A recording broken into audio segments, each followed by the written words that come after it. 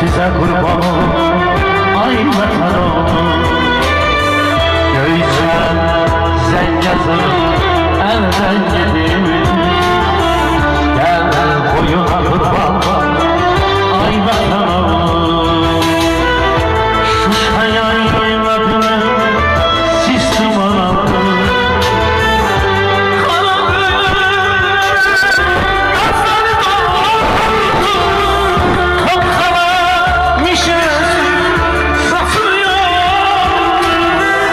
Gel boyuna kurban ay vatanım. Şuşaya yayladını sistem alanı. Karı bülbülümün gözleri doldu. Toksana meşesi saçılıyor. Gel boyuna kurban ay vatanım. Gel boyuna kurban ay vatanım.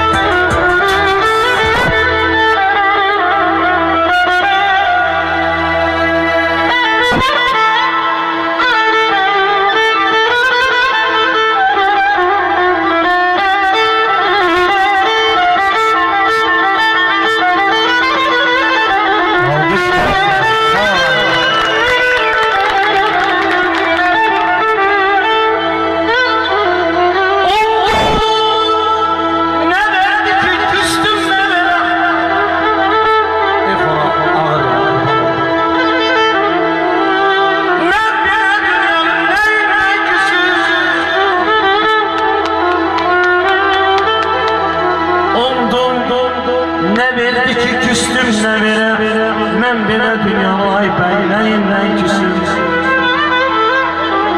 Başımızın altına yastık koyanlar, ayağımızın altına kummara koydular. Nadanlar Şuşanı kumara koydular. Mən belə dünyanın nəyimdən küsüm, nəyimdən küsüm, nəyimdən küsüm.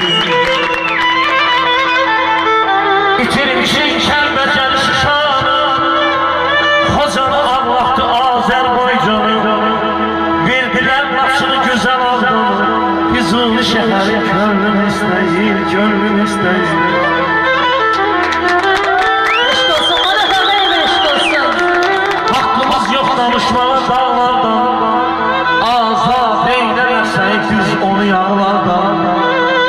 İndi qəriblikdir məni ağladan, o qalan yerləri könlüm istəyir.